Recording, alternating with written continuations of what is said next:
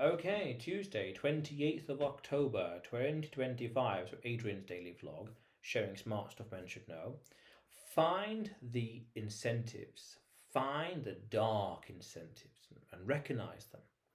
So, back in around 2008 in the GFC, global financial crisis, I remember an interesting story on the news about how, in spite of the general downturn, there was one company that was making a lot of money based on one particular word, quite literally one particular word.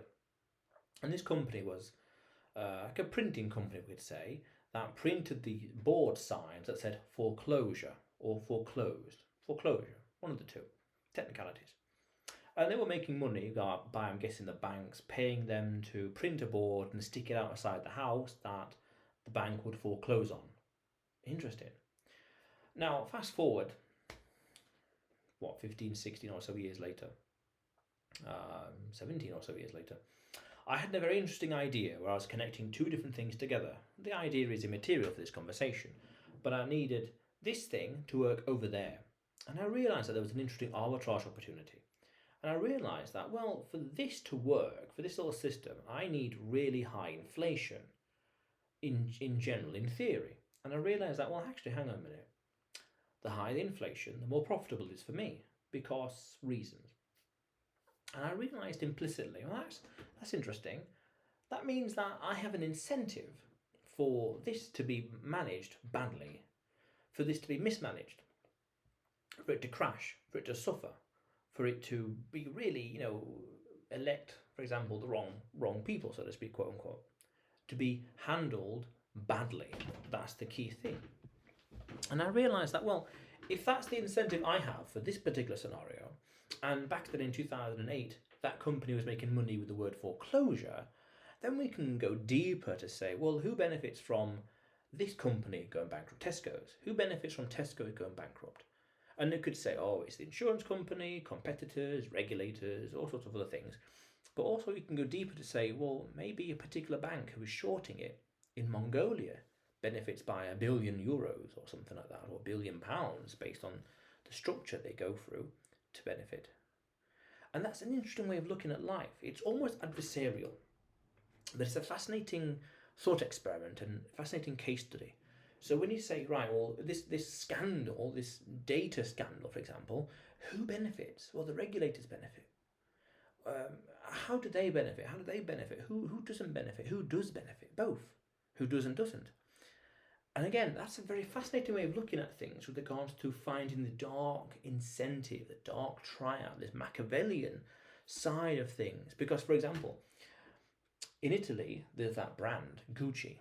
Well, maybe for all we know, that the CFO of Lamborghini has a financial incentive, for example, in Gucci collapsing or going bankrupt.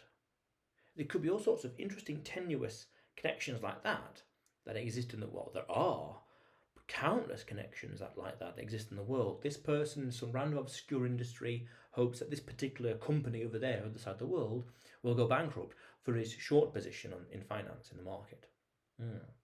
Or that reinsurance company over there in, say, Switzerland, hopes that a certain gold mine will collapse in Namibia, for example. That way, that company does not need to pay out €1 billion or €1 billion in insurance over the next 50 years or something like that, something insane like that. And again, it's an interesting thought experiment to understand how the world is fundamentally connected in different ways: financial interest, political interest, regulatory interest, but also understand how everything, when you think about it at a deeper meta level, is almost countless row of dominoes. If this thing happens over here, then it has effect over there, then over there, over here, and over there, and over there, and all that. To understand how interconnected the world is. And also at a deeper level, to understand incentives. If I had that incentive for this place to be mismanaged, what other incentives are out there? What incentives would the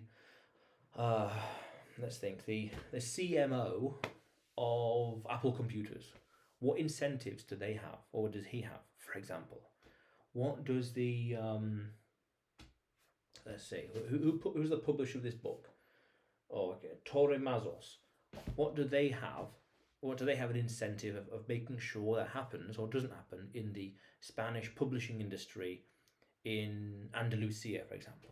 Some very obscure things like that can really be strategized with AI. But it's fascinating to see how things are interconnected and to predict the possible dominoes that could fall if this happens, if that happens, if this plausible thing, this unlikely thing, this black swan event happens over here, who benefits?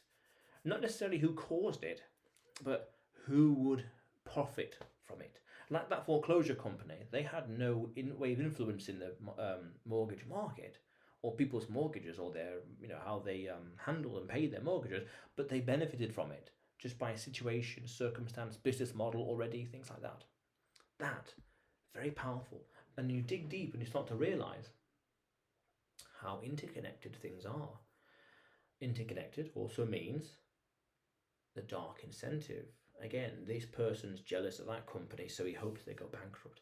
That French company hopes that, or does not want the company in Vanuatu to strike oil because it will affect French oil exports or imports to, I don't know, pick a random country, the Mauritius or the Seychelles, something like that. Interesting. Or who has a financial incentive for peace not to break out? Oh, interesting. Who has a financial incentive for a hurricane to hit that place or a flood to hit that place? Again, not because of them being malicious, but because the way the system is set up, the incentives, the structure, the probabilities, the markets, the insurance, the contracts, like that. Not necessarily conflict of interest, but just interest in general. Again, that foreclosure company. Interesting. Fascinating little thought experiment. But otherwise, Adrian's daily vlog, sharing smart stuff men should know.